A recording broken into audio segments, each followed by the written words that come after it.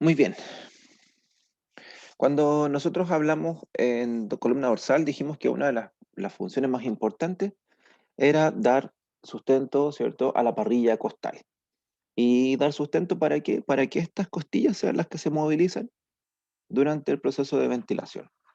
Hacemos la salvedad, ¿cierto? Llamamos ventilación al proceso mecánico de ingreso y salida del aire de la caja torácica, ¿ya? En este proceso nosotros nos vamos a centrar y hacemos la diferencia del proceso de respiración, que es el proceso de intercambio gaseoso entre el pulmón, ¿cierto? Con la sangre y entre la sangre y los tejidos. Ese es el proceso de respiración. Nosotros nos vamos a fijar en el proceso de ventilación, que sería la palabra correcta, la nomenclatura correcta para, para este proceso mecánico en el cual las costillas se van a movilizar para favorecer el ingreso del aire. Cuando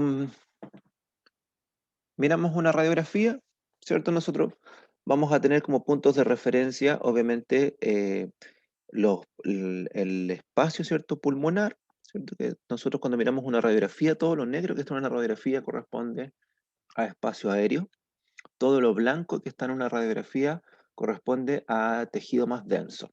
En la medida que se hace más blanco es porque el tejido es más denso, ¿ya? En términos generales.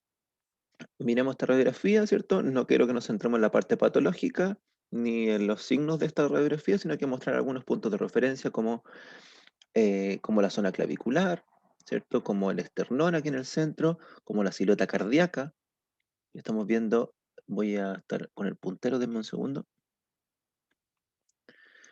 punto láser, ¿cierto? Como las clavículas mencionaba, ¿ya? La oblicuidad clavicular, la zona esternal, la silueta cardíaca, ¿ya? En una radiografía también vamos a observar lo que llamamos la cúpula diafragmática, que corresponde a esta curva, ¿cierto?, del diafragma. Las costillas, específicamente, ¿cierto?, la unión cartilaginosa de las costillas con el esternón. Vamos a ver espacio, ¿cierto?, aéreo, que corresponde a todo lo negro, donde la mayoría de las veces vamos a encontrar que el ápice o el vértice del pulmón, ¿cierto?, se mantiene más negro, más ventilado que las bases. Aquí podemos ver algunas zonas de condensación, por mucosidad puede ser, ¿cierto? No vamos a entrar en ese detalle. Pero esto es lo que deberíamos observar, ¿ya? También en algunas otras oportunidades se ve espacio aéreo del estómago, ¿cierto? Si la radiografía es más amplia. Esta eh, imagen, ¿cierto? Esta imagen radiográfica también nos permite ver si un pulmón está con aumento de su volumen de manera pasiva, ¿cierto? Una hiperinsuflación o la reducción de su volumen de aire. Y eso lo vamos a ver con la angulación también de las costillas. Mientras las costillas estén más horizontales, quiere decir de que el pulmón está hiperinsuflado, está con exceso del aire de manera mantenida. Si están muy inclinadas, quiere decir de que está con algún efecto mecánico, ¿cierto?, que la mantiene en compresión a las costillas. Cuando se horizontalizan y cuando se verticalizan, ¿cierto?, o se movilizan en el espacio, lo que está ocurriendo en el tórax son los cambios de volumen y nos vamos a centrar, ¿cierto?, en esos cambios de volumen y conocer cómo se genera este cambio de volumen en el tórax. Antes de eso, ¿cierto?, ¿qué articulaciones nosotros vamos a incluir? Aparte de las costotransversas y las costovertebral que ya vimos la semana pasada, le vamos a sumar, denme un segundo, le vamos a sumar las articulaciones que están en la parte anterior, ¿ya? Dentro de ellas, muy relevantes, van a ser las articulaciones que existen en el esternón con cada uno de los cartílagos costales, ¿ya? Que son articulaciones las condroesternales, y que vamos a diferenciar que la primera, ¿ya?, es una sinartrosis, es decir, no hay tanta movilidad en la primera costilla. En cambio, de la 2 a la 7 vamos a encontrar que son articulaciones de tipo sinovial, la condroesternal, el borde del esternón con el borde del cartílago costal. Si es sinovial, ¿qué nos dice? Son artrodias, sinoviales planas. ¿Qué significa que sea sinovial?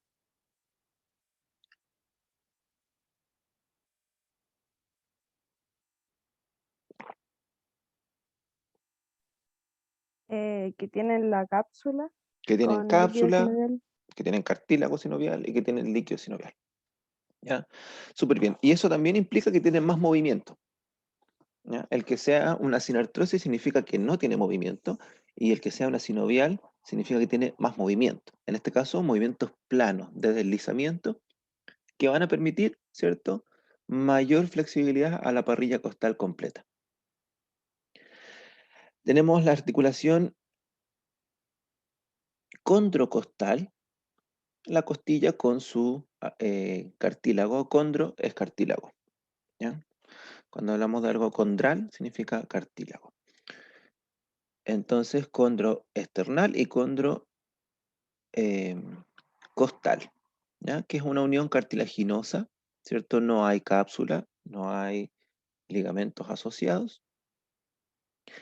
Y la función de esta articulación es ser el punto de transición que existe entre el eslabón óseo, que es rígido, ¿cierto? Es un hueso, a un eslabón cartilaginoso que le permite mayor flexibilidad y principalmente elasticidad a la parrilla costal.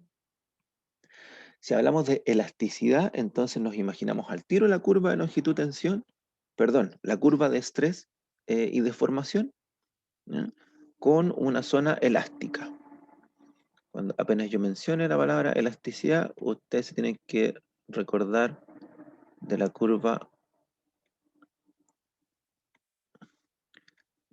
stress and strain, ¿ya?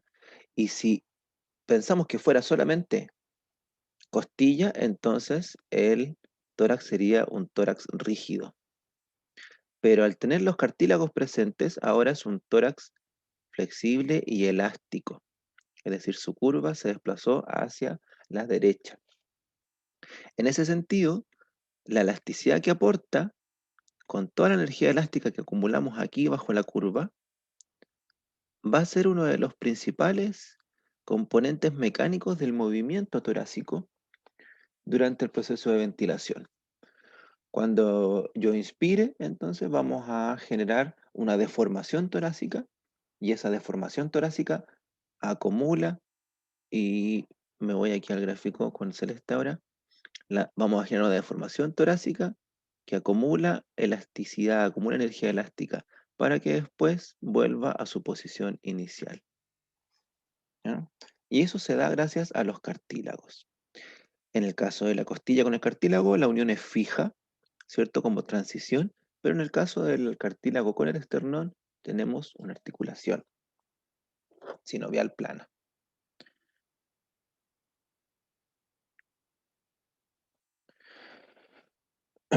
En el caso de las costillas más bajas, ¿cierto? Vamos a ver que tenemos una unión intercondral, ¿cierto? Que no todas las costillas llegan hasta el esternón.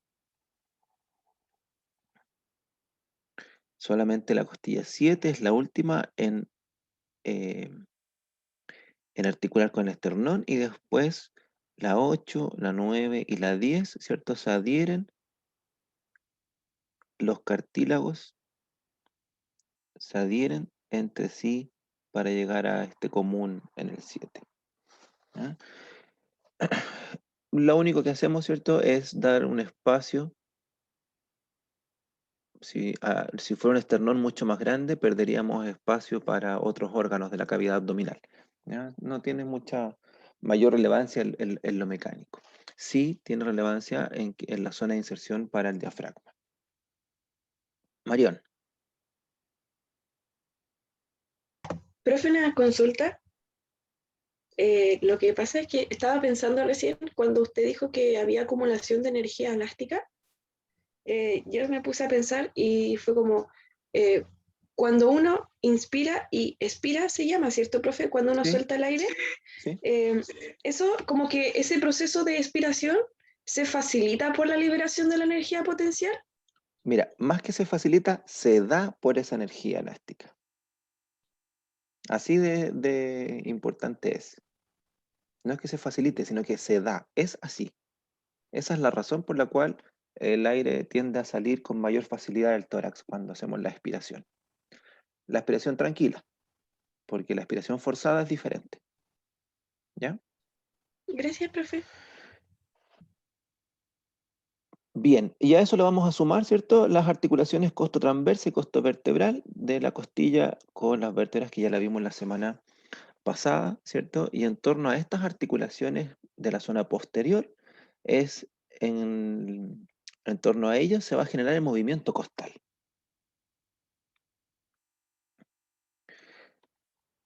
Este movimiento costal lo que va a generar es el cambio de volumen. ¿Ya? Un poquito más adelante voy a hablar de cuál es el movimiento costal que realizamos, pero antes de eso hay que entender un poco los cambios de volúmenes que ocurren dentro de nuestra parrilla costal. ¿Ya? El gráfico que tenemos aquí en la pantalla está mostrando un volumen pulmonar promedio, ¿cierto? Para un adulto, para una persona adulta, y tenemos aquí una línea de tiempo, que en realidad da lo mismo. La curva roja nos está mostrando nuestros procesos de inspiración cuando sube, y cuando baja la curva tenemos un proceso de expiración, ¿ya? O de inhalación y exhalación. Da lo mismo, son sinónimos, ¿ya? Entonces, cuando tenemos un ascenso, quiere decir que estamos inhalando. Y tenemos un descenso, estamos botando nuestro aire, estamos exhalando. Si tenemos un ascenso mayor, estamos inhalando o haciendo una inspiración mayor. Y si tenemos un descenso mayor, tenemos una expiración mayor. ¿Qué ocurre? Si nosotros partamos de la base que en nuestro gráfico las curvas no están en cero, eso quiere decir de que siempre tenemos aire dentro de nuestros pulmones, ¿ya? A ese volumen que no vamos a poder eliminar nunca, si ustedes botan el aire al máximo, siempre va a quedar aire en sus pulmones, porque son ductos huecos, ¿cierto? El aire tiene espacios y no puedo colapsarlos al máximo, ¿ya? Se mantienen abiertas la tráquea, se mantienen abiertos los bronquios, se mantienen abiertos los bronquiolos, los alvéolos también. Entonces, dentro de todo el tracto respiratorio y el pulmón se mantiene aire. A eso nosotros le vamos a llamar volumen residual. ¿Y qué va a depender del tamaño del tórax de la persona? ¿Ya? Eso es como lo base. Desde este volumen residual, lo que yo voy a hacer es movilizar masas de aire en diferente magnitud. Desde aquí hasta allá es toda mi capacidad de movilizar aire. Y a esto le llamamos capacidad vital.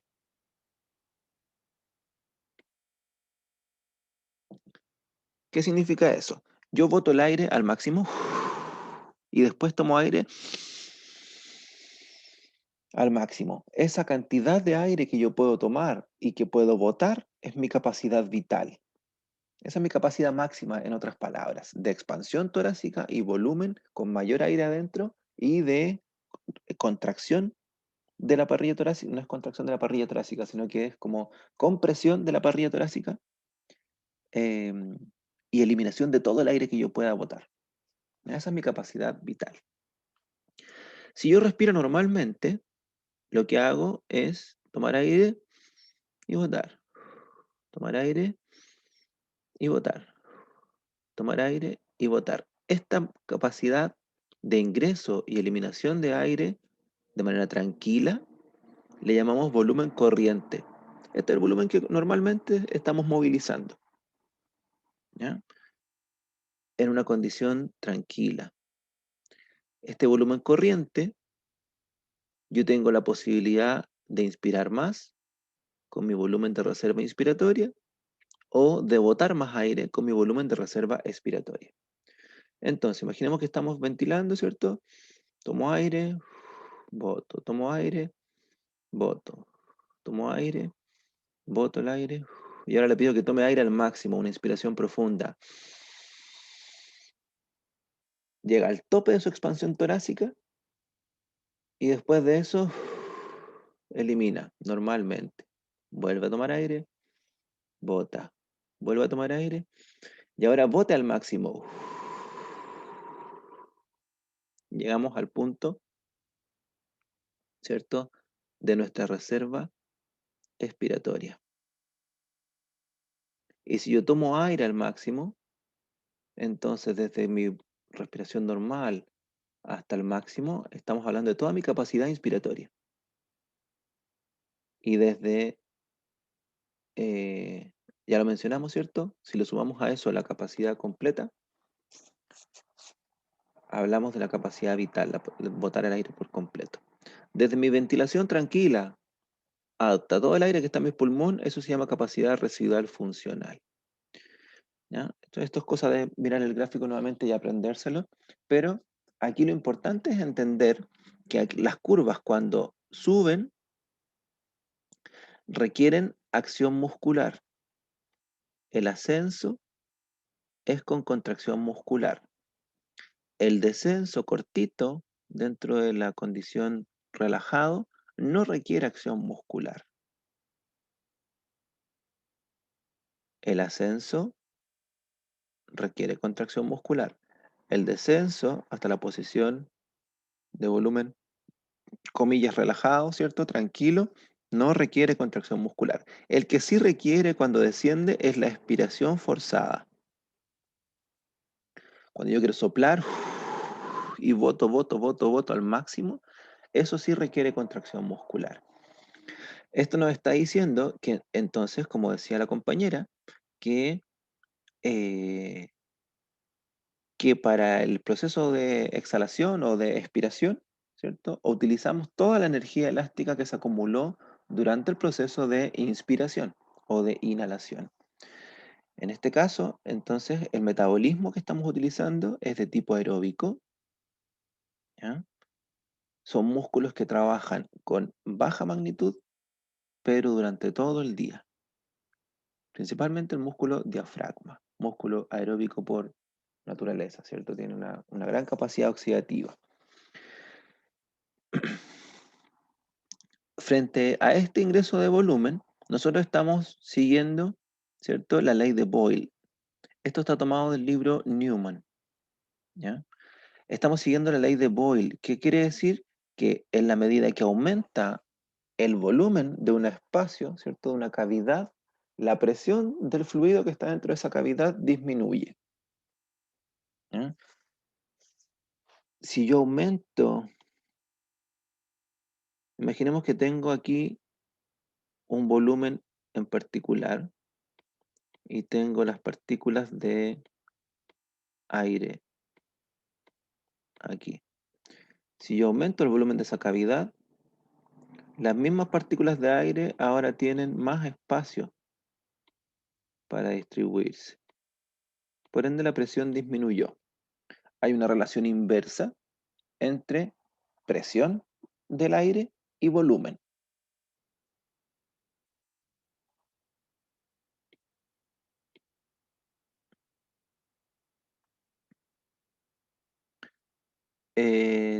El Oliver pregunta, profe, ¿el ascenso que viene después de la aspiración forzada requiere uso de musculatura?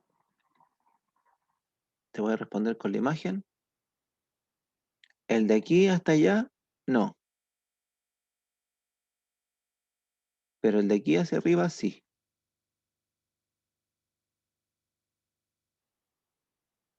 Voy a borrar de nuevo la... Sí. El de aquí hacia allá no requiere acción muscular. ¿Por qué? Porque aquí, al forzar el tórax a una deformación, pero ahora achicándolo, también acumulaste energía elástica, ¿ya? Porque el tórax también tiene una forma que tiene que mantener. Entonces, cuando deja de hacer esa contracción muscular, el tórax vuelve a su posición normal, que sería esta. Esta línea que está aquí sería la posición normal del tórax, sin ninguna fuerza aplicada, ¿ya? Entonces usted lo deforma hacia arriba, tiene que volver a su posición. Usted lo deforma hacia abajo, tiene que volver a su posición. El deformar hacia arriba significa que se expande el tórax. Y el deformar hacia abajo significa que el tórax se achica, se aprieta. Cualquiera de las dos deformaciones involucra deformación con acumulación de energía elástica.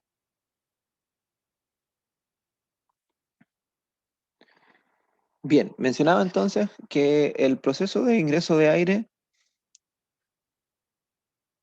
Denme un segundo, chiquillos, tengo que contestar una situación urgente. Un minutito.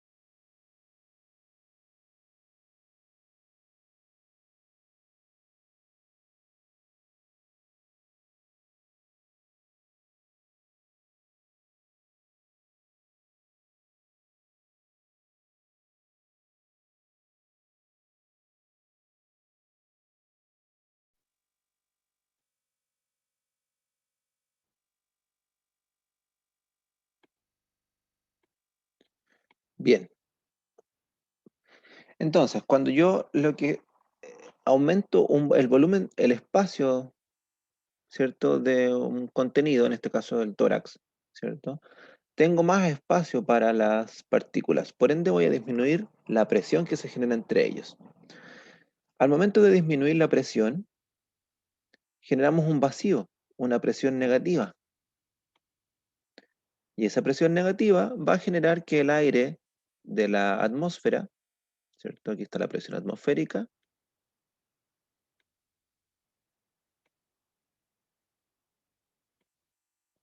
va a hacer que la presión intratorácica sea menor a la presión atmosférica, por ende el aire va a ingresar por gradiente de presión. ¿Ya? Yo expando el tórax, disminuye la presión intratorácica, esa presión es menor que la presión atmosférica, entonces el aire ingresa hacia el tórax. Una vez que empieza a ingresar más aire, ahora empiezan a haber más partículas de aire dentro de este espacio, por ende la presión empieza a aumentar hasta que se iguala a la presión atmosférica. En ese momento ya no ingresa más aire. Llegamos a la expansión del tórax. Si yo aumento por mayor contracción, es decir, una inspiración máxima, aumento más el volumen, ahora el aire dentro del pulmón, la presión pulmonar, pasa a ser mayor que la presión atmosférica.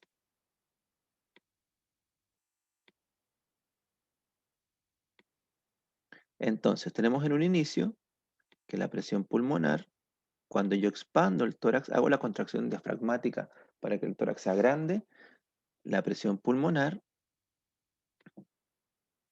va a ser menor que la presión atmosférica.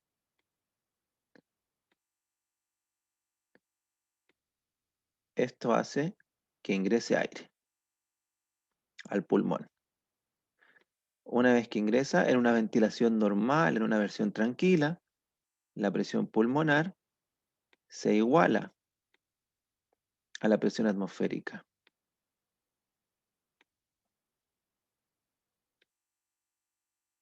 En una inspiración forzada, cuando yo tomo más aire de lo normal, la presión pulmonar es mayor que la presión atmosférica.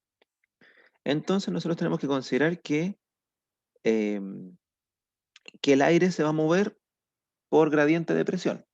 Si disminuyó la presión pulmonar por la expansión torácica, entonces ingresa el aire al pulmón. Una vez que se igualan, ¿cierto? Ya no va a ingresar más aire. Si aumenta la presión pulmonar, mayor que la presión atmosférica, el aire va a salir del pulmón. Entonces, ¿cómo ocurre esa condición de igualación, ¿cierto? O de mayor? Ocurre gracias a la contracción muscular, principalmente de los músculos diafragma para una ventilación normal, tranquila, y le vamos a sumar los intercostales externos cuando queremos hacer una inspiración forzada. Si queremos aumentar más aún esa inspiración forzada, le vamos a sumar musculatura accesoria, como los escalenos, como el esternocleidomastoideo, como el subclavio, como el pectoral. Musculatura que se inserta en el cuello o en la extremidad superior y que van a favorecer la expansión torácica, ¿ya? Por ejemplo, cuando usted está muy cansada, muy cansado, imaginemos que se corrió una carrera, al finalizar la carrera lo que hace es levantar los brazos o apoyarse, por ejemplo, apoya los brazos en sus piernas, así como agachado, o se apoya en un mueble o en algo, porque eso lo que hace es generar que los brazos queden fijos y que la musculatura que va hacia el tórax, como serratos por posterior, como pectoral por anterior, ¿ya? Puedan cambiar la cadena y en vez de movilizar los brazos, movilicen las costillas y favorezcan la inspiración o la expansión torácica. Melanie me pregunta, ¿esto último se estarían activando en inspiración máxima? Claro, en una inspiración máxima, máxima, ¿ya? Asistida incluso le llamaría yo. Si usted, por ejemplo, colóquese los brazos detrás de la cabeza o arriba de la cabeza, así como para tomar harto aire, ¿ya? Esa condición lo que está haciendo es traccionar el tórax. Por ejemplo, se dice que la muerte por crucifixión, ¿cierto? Cuando crucificaban a las personas, lo que hacían era que los músculos pectorales, imagínense que voy a borrar aquí los dibujos que tengo, los brazos estarían para allá, en una persona que está crucificada. Los músculos pectorales traccionarían el trapecio por posterior, el serrato, ¿cierto? Los romboides traccionan el tórax y lo que van a hacer en esa tracción del tórax es expandirlo. Y por ende, lo que va a generar es que eso tenga mayor aire que no pueda ser eliminado. Y la persona al fin y al cabo empieza a morir por la alteración de la ventilación.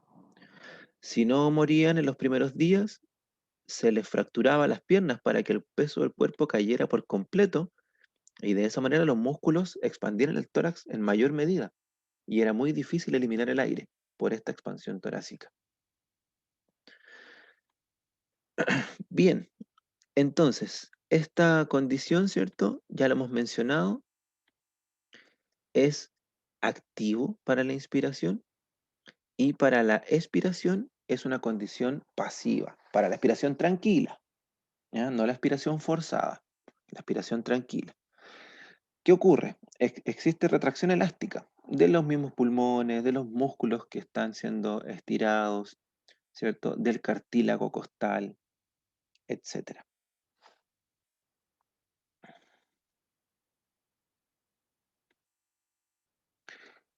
Ahora, ¿cuáles son los movimientos que realiza esta costilla o estas costillas? ¿Ya? Para poder expandir el tórax. Tenemos que partir de la base que el tórax se va a expandir en sus tres eh, ejes, llamémoslo así, ¿ya? En sus tres direcciones. Se va a expandir en el eje cefalocaudal, va a aumentar su tamaño hacia arriba y hacia abajo, va a aumentar su tamaño en sentido anteroposterior y también va a aumentar su tamaño en sentido medio lateral. Así. Perlateral. ¿Ya? Se expande en los tres, en sus tres ejes. Es decir, aumenta su longitud, aumenta su ancho y aumenta su profundidad. Y esa expansión se realiza movilizando las costillas que naturalmente se encuentran orientadas hacia abajo y hacia adelante, desde el nivel vertebral, van hacia abajo y hacia adelante, ¿ya? Y cuando realizamos el momento inspiratorio, se horizontalizan, es decir, se elevan, tomando como punto de rotación las articulaciones costovertebral y costotransversa.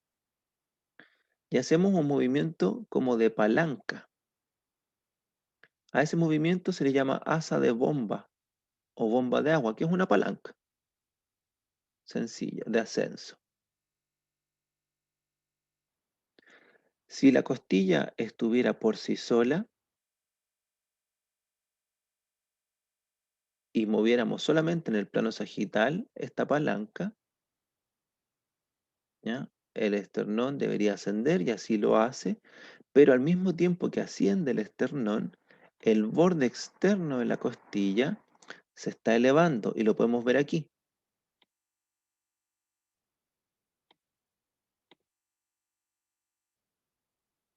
Al tiro, Carolina, déjame terminar la idea para después de volver a explicarlo, si lo voy a volver a explicar, ¿ya? Visto en el plano sagital, la costilla entonces asciende y el movimiento es como una palanca, como la palanca de una bomba, ¿cierto? Se le llama asa de bomba. Pero si yo lo veo en el plano frontal y tomo en consideración el movimiento que tiene en la zona vertebral y en la zona esternal como puntos de rotación, recuerden que esta zona es una artrodia de deslizamiento, ahora vamos a ver que la costilla, como tiene esa curva, se parece al mango de un balde, al asa de un balde. Entonces también se genera el ascenso del borde lateral de la costilla. Lo vuelvo a explicar. Y quiero que lo voy a graficar. A mí me gusta graficar las cosas con mis manos. También voy a abrir la cámara.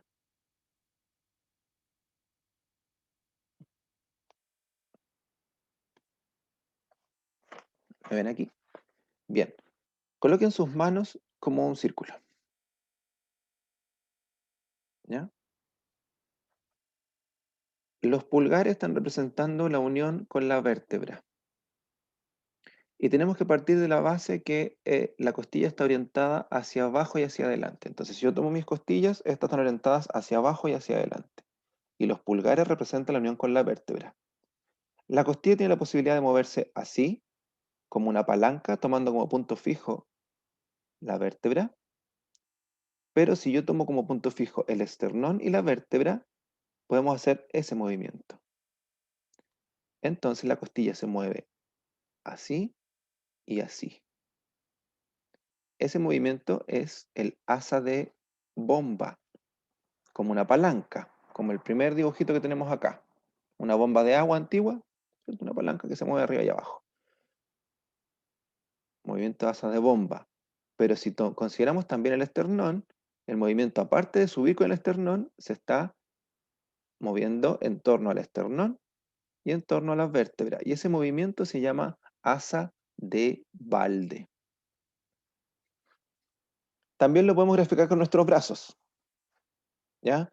Donde el hombro representaría la unión con la vértebra y los brazos completos, ¿cierto? En esta forma circular representaría las costillas.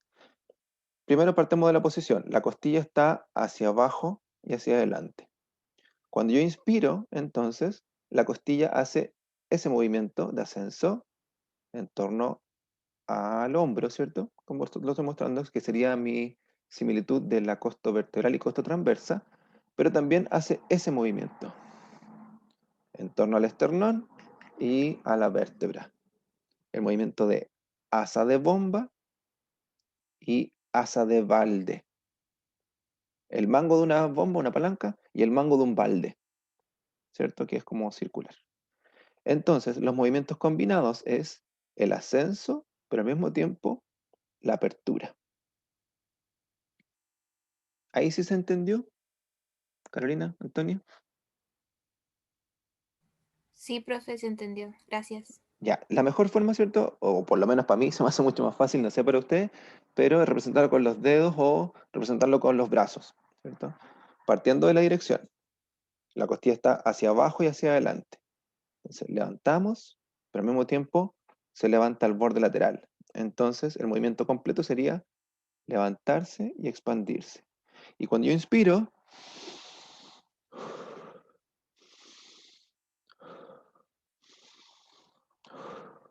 ¿ya? Ese es el movimiento que hace las costillas.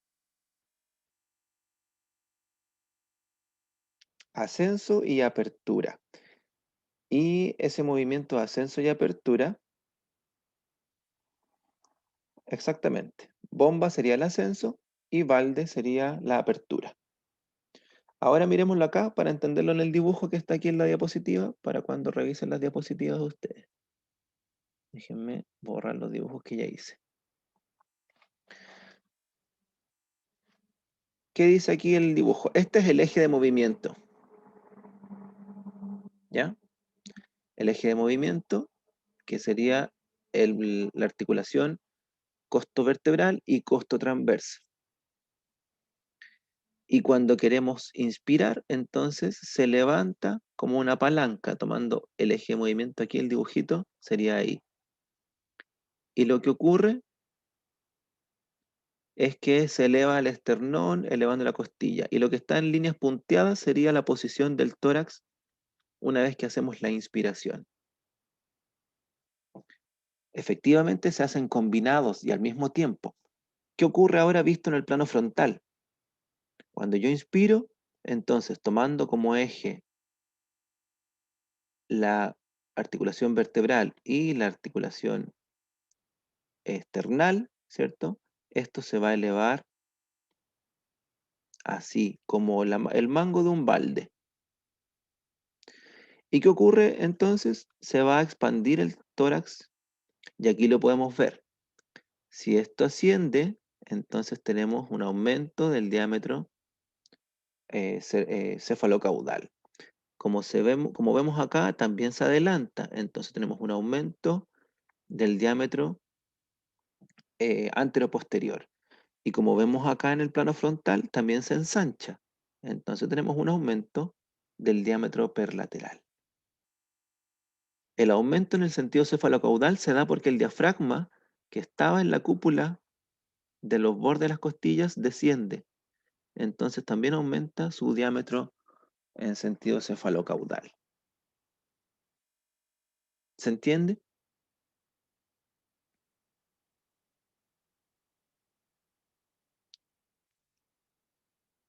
Profe, pero eso sería igual cuando desciende y asciende, ¿o no? ¿Cómo? ¿O solo cuando desciende? ¿Que el diafragma? Sí. Es que el diafragma cuando se contrae desciende, cuando se relaja asciende.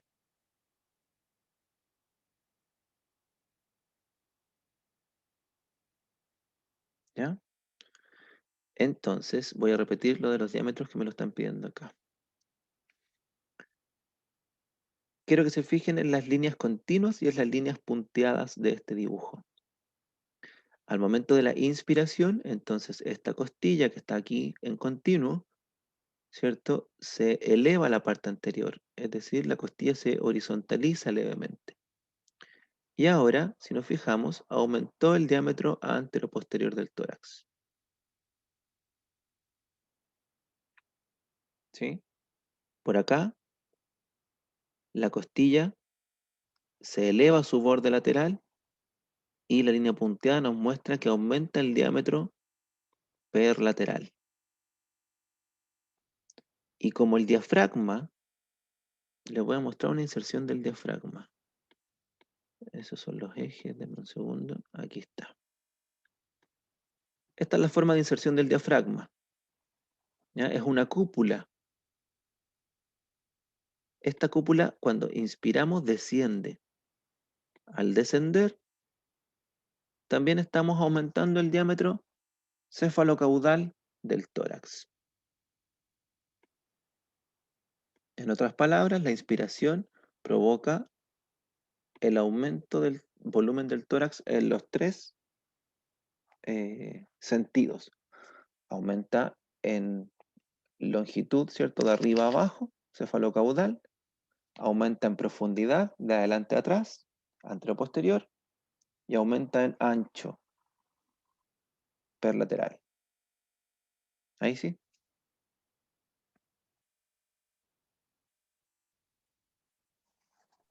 Sí, profe, muchas gracias. Bien. Bien, el eje de movimiento siempre es la costo transversa con la costo vertebral. Para los movimientos, por lo menos en la zona vertebral. Y vamos a tener diferencias de rango de movimiento entre las vértebras inferiores y las vértebras superiores.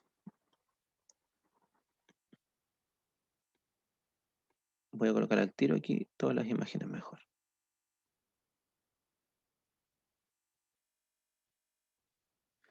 Ya, el eje de movimiento siempre es, como les mencionaba, aquí está T5 como ejemplo, entre la costo transversa y la costo vertebral. Costo transversa y costo transversa y costo vertebral. Ahí sí, ahí rayo. ¿Ya? Este es el eje de movimiento a nivel vertebral. A nivel external, el eje se da en la condroesternal, que dijimos que era una artrodia. ¿Ya? Cuando se mueve la costilla, principalmente en el movimiento de asa de Walde, que era el que generaba el ensanchamiento, ¿cierto?, del tórax. Aquí tenemos un zoom. ¿Ya? Bueno, estas imágenes están tomadas del Newman. Esta imagen está tomada de Capanghi. Capanghi, Newman. Bien, aquí tenemos un zoom. ¿Y qué ocurre? Como la costilla está adherida al cartílago, lo que va a hacer es enrollar al cartílago costal. Al momento de, lo voy a graficar con mis manos acá.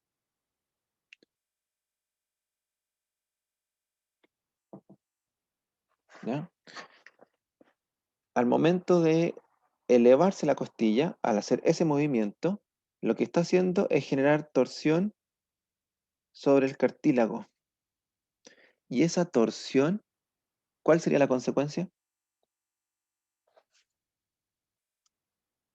Si estamos deformando un cartílago.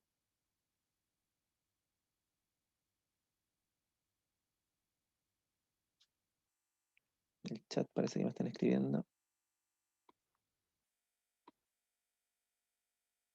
Elasticidad, ¿ya? Pero ¿cómo lo podemos decir en palabras más técnicas? Se comprime, se está Se deforma. torsionando, está, como dice Oliver, está acumulando energía elástica. ¿Ya? El cartílago, igual que esto, ¿cierto? Yo lo tuerzo y si lo suelto, vuelve a su posición normal. Igual que mi cable, como una goma.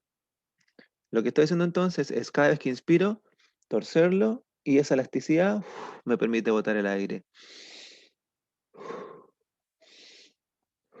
Estoy exagerando la torsión del cartílago, pero la acumulación de todos los cartílagos costales, ¿cierto? Es suficiente para la acumulación de energía elástica necesaria para que, sumado eso a que el tórax está aumentando su presión, el aire tiene que tender a salir ahora, ¿cierto? Ahora podemos eliminar el aire de manera pasiva. Lo que hace que este proceso ventilatorio sea súper eficiente. Sea súper eficiente porque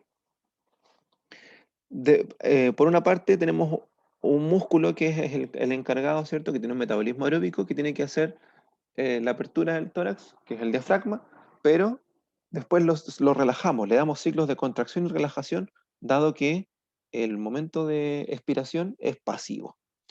Insisto, Expiración tranquila, ¿cierto? No la forzada, que la vamos a ver que es con contracción muscular.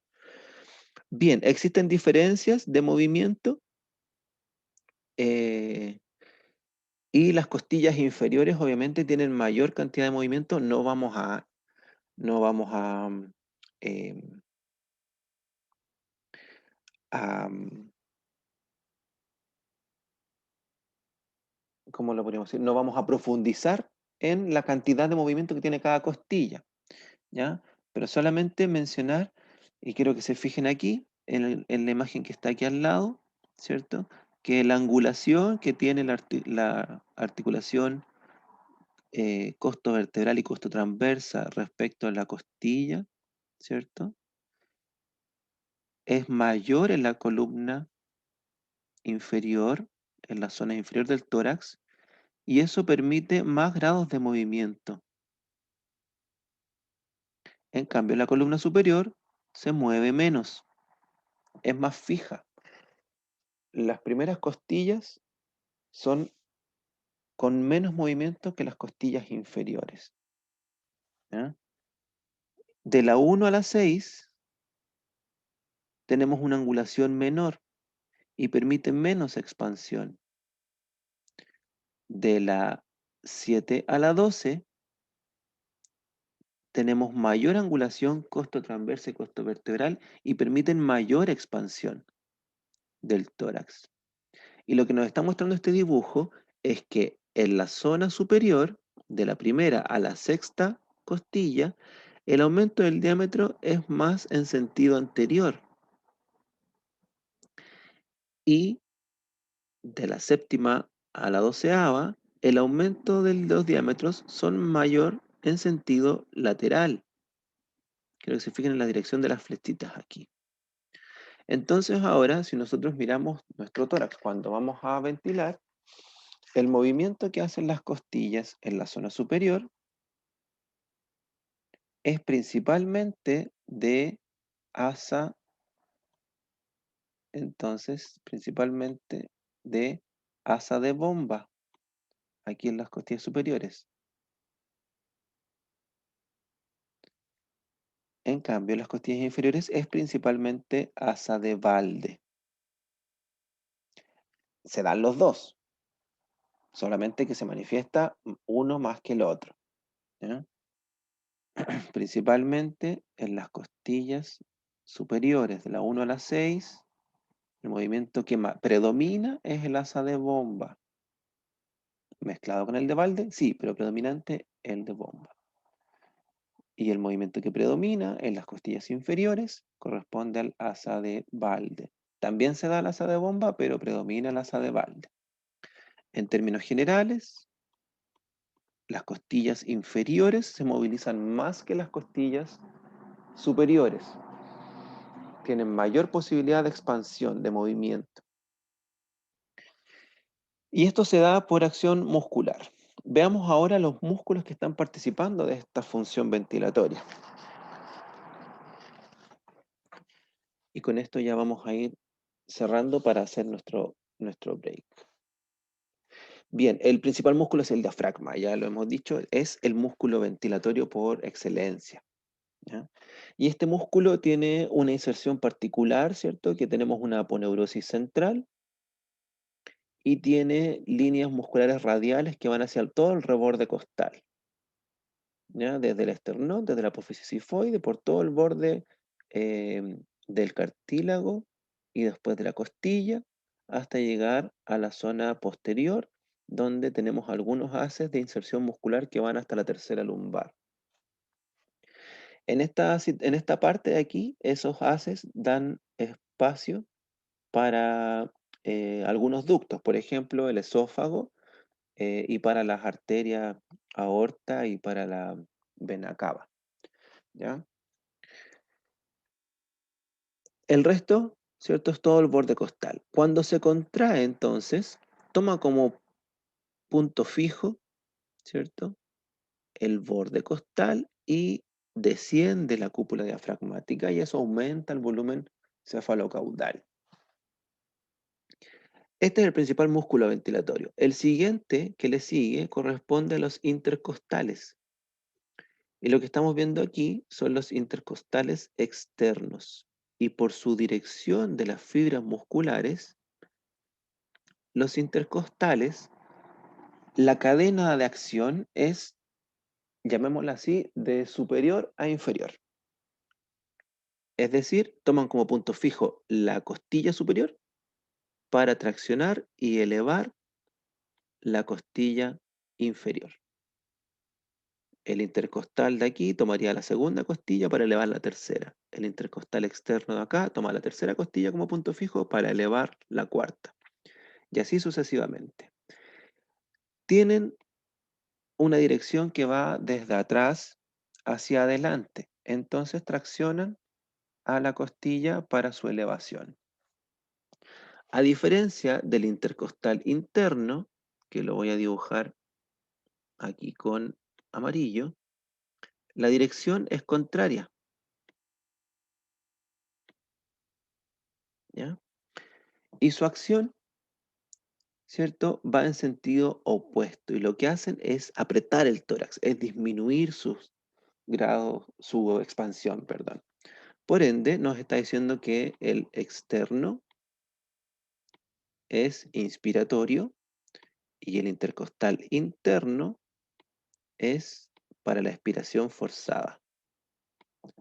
Y quiero que se fijen aquí que tenemos un entrecruce de letras. El externo es inspiratorio, pero el interno es expiratorio. Así me lo aprendí yo cuando estaba en la universidad. Creo que es una forma fácil de memorizarlo. ¿Ya? El externo es inspiratorio, el interno es expiratorio. El interno actúa ayudando al diafragma en la inspiración. ¿Ya? Una inspiración, por ejemplo, usted está ventilando normal, ¿cierto? Tranquila o tranquila con el diafragma, y de repente toma un poquito más de aire, ¿cierto? Ese poquito más de aire se da gracias a la contracción en conjunto de los intercostales externos. ¿Ya? Si a eso le sumamos, por ejemplo, una dificultad ventilatoria, uno de los signos que usted se va a fijar cuando haga terapia ventilatoria en los niños, en los adultos, ¿cierto?, que están con enfermedades respiratorias, es la retracción intercostal. Y eso quiere decir que cuando el pulmón le cuesta el ingreso de aire, ¿cierto?, se contraen los músculos y uno lo puede notar con el hundimiento que existe entre el espacio intercostal. De igual manera tenemos otros músculos accesorios a la inspiración, y son todos los músculos que tienen inserción en las costillas. Aquí tenemos, por ejemplo, los escalenos, el anterior, el posterior, el medio, que se insertan entre la primera y la segunda costilla. Como se insertan ahí, pueden tomar como punto fijo la columna cervical y su contracción elevar las costillas superiores. Esa elevación aumenta los diámetros,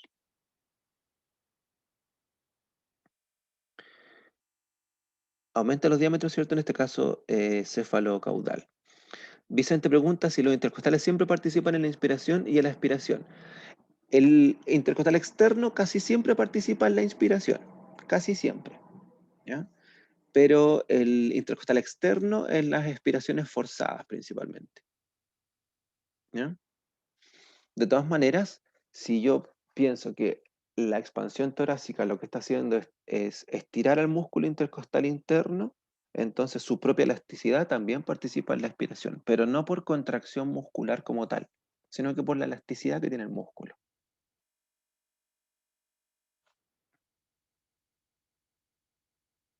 Bien, otros músculos que podríamos mencionar como accesorios, por ejemplo, el esternocleido occipitomastoideo, que como su nombre lo dice, va del esternón, de la clavícula, ¿cierto?, hacia la cabeza. ¿Y cómo participa si está en el esternón y en la clavícula? Elevando el esternón, ¿ya? Pectoral mayor, que va entre el esternón y las costillas, ¿cierto?, hacia la extremidad superior. ¿Y cómo participa? Les voy a mostrar aquí en el video lo que yo decía adelante. Imaginemos que estoy súper cansado y levanto los brazos. El levantar los brazos, aquí mi polera lo muestra, ¿cierto? Lo que hace es traccionar el pectoral. Y esa tracción del pectoral expande el tórax. Entonces, no sé si se acuerdan, casi todos cuando estábamos en el colegio hacíamos un ejercicio, no sé, nos hacían correr y después nos hacían respirar y que levantáramos los brazos cuando estábamos muy cansados. Ese levantar los brazos lo que hace es traccionar todos los músculos que van desde la extremidad superior hacia el tórax. El pectoral, el subclavio, por posterior los trapecios, romboide, trapecio inferior, ¿cierto? Lo que hacen es traccionar. Cerrato, súper importante.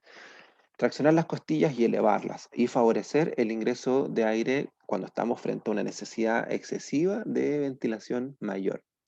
Por ejemplo, después de una carrera, uno se afirma así, ya para poder ventilar mejor, ¿no? O se afirma de algún, no sé, algún elemento, un mueble, algo fijo. Lo que hago es cambiar la cadena. Músculos que actúan desde el tórax y la columna hacia el brazo en una cadena abierta, ahora fijo, para que en cadena cerrada puedan traccionar al tórax y expandirlo en mayor medida por la necesidad de aumento de la ventilación.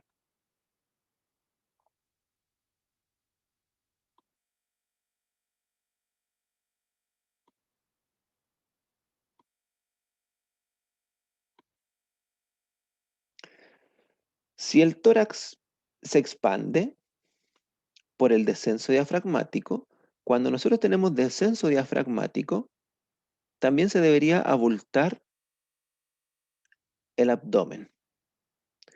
Y la ventilación normal lo que genera es abultamiento del abdomen, aumento de los volúmenes inferiores y aumento de los volúmenes superiores del tórax. En ese orden. Esa es una inhalación normal. Pero tenemos un proceso que se llama ventilación paradójica.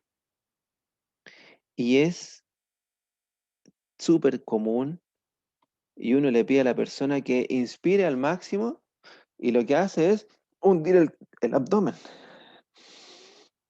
Es como inflar el tórax, como elevarlo así. Eso lo que está haciendo es movilizar el tórax, pero no lo está expandiendo. ¿Ya? Hay personas que cuando inspiran, ¿cierto? Se está generando un movimiento contrario. ¿Ya? Lo normal es que el diafragma descienda, se abulte el abdomen y eso genera expansión del tórax en la parte inferior, ¿cierto?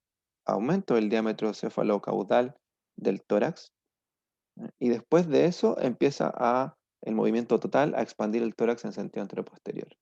Pero la ventilación paradójica habla de un movimiento contrario, que cuando inspiro, lo que hago es subir el tórax, pero sin expandirlo, ¿ya? Es una ventilación mal aprendida y eso es necesario reeducarlo. Les voy a pedir entonces que averigüen respecto a la ventilación paradójica, ¿ya? Que lo averigüen ustedes de manera autónoma. Que probablemente aparezca en la prueba.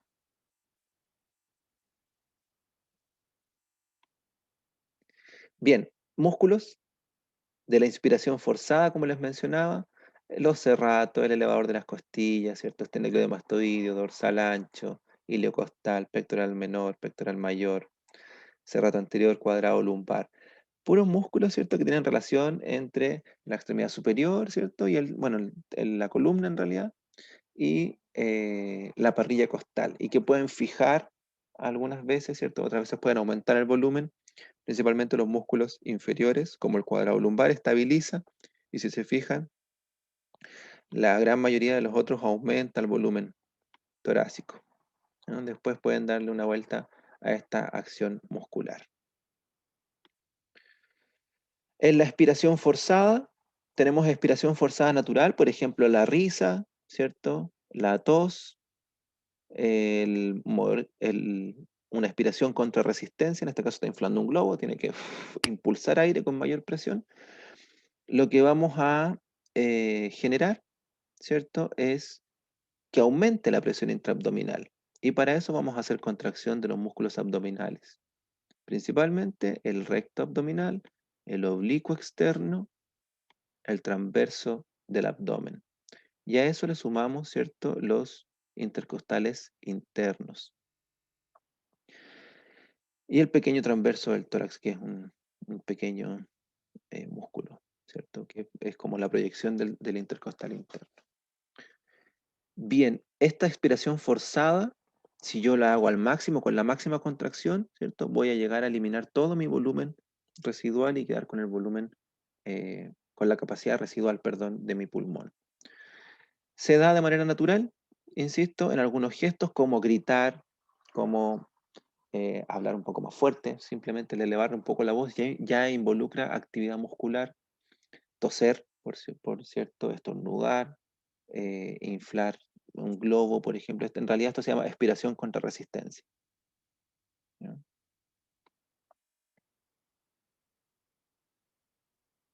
De la capacidad residual, cuando yo elimino todo el aire, acuérdate que me quedo con una capacidad residual dentro de mi pulmón, lo que vimos al principio de la clase con los volúmenes. Si yo contraigo todos los músculos, voy a eliminar todo el aire que tengo la posibilidad de movilizar, pero siempre voy a quedar con aire dentro de mis pulmones, porque son espacios huecos, ¿cierto? Y que no lo puedo eliminar el aire por completo. No puedo colapsar el tórax al máximo, en otras palabras, porque la parrilla costal tiene una rigidez, ¿cierto? Máxima. Bueno, también es válido decir que esta rigidez aumenta con la edad, ¿cierto? Movilizar un tórax de un adulto requiere mucha fuerza en comparación con la movilización del tórax de un infante. Profe, ahora lo que se está usando mucho que he visto es el tema de los hipopresivos, que ocupan mucho el tema de la expiración forzada. Claro, por ejemplo, de hecho la expiración forzada es un tipo de ejercicio que genera redireccionamiento del flujo ventilatorio, eso lo van a ver cuando vean técnicas kinésicas. Aumentar la presión intratorácica por ventilación forzada lo que hace es empujar también la aorta y la vena cava y favorecer el retorno venoso, ¿cierto? Y por eso en una persona que tiene, por ejemplo, reducción de la presión arterial, el aumento de la presión forzada hace que aumente la presión porque generamos eh, presión abdominal, lo que presiona la vena cava y la arteria aorta. Hay una maniobra que se llama maniobra de Valsalva y que yo presiono el abdomen, ¿cierto? Para generar mayor presión en mi cuerpo. Y la vamos a mencionar cuando veamos ahora el equilibrio. Ya por último, algunas alteraciones ortopédicas del tórax. Tenemos unos tórax que se llama tórax carinatum, que viene de la palabra de gallina, carina, ¿ya? El carinatum quiere decir que es un tórax con una expansión hacia anterior y el excavatum con una depresión en la zona external. ¿Cuál creen ustedes que tiene mayor consecuencia funcional?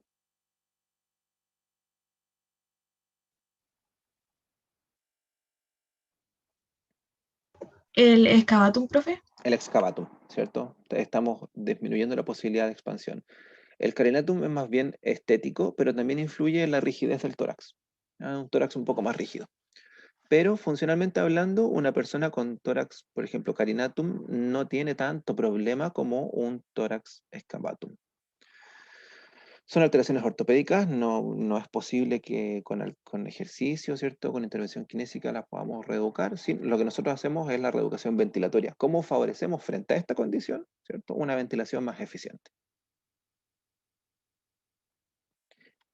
Bien, vamos al break. Antes de eso, dudas de lo que acabamos de ver.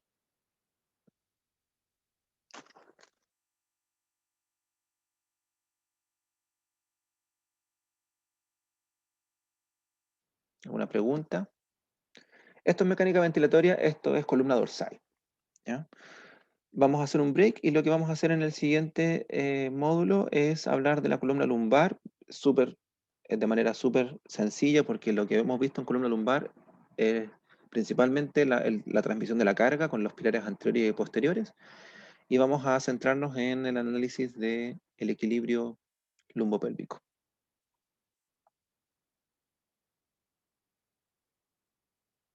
Lo que vamos a hacer en el taller hoy día vamos a hablar del trabajo que tienen que entregar el día 31 de julio y distribuir, o sea, dar las indicaciones a esa actividad, comenzar esa actividad y para que ya queden trabajando en eso. Vicente me pregunta, profe, entonces los músculos que actúan normalmente en la respiración son el diafragma, el intercostal y los demás son accesorios. Exactamente. Sí, principalmente el diafragma. ¿Ya? ¿Los intercostales participan también? Sí, casi siempre. No son los principales, pero todo el resto son los accesorios. Y si te fijas, son todos accesorios para la inspiración. Y el otro es para la expiración forzada, son todos los que contraen el tórax. Bien, hagamos un break. Voy a pausar aquí la grabación.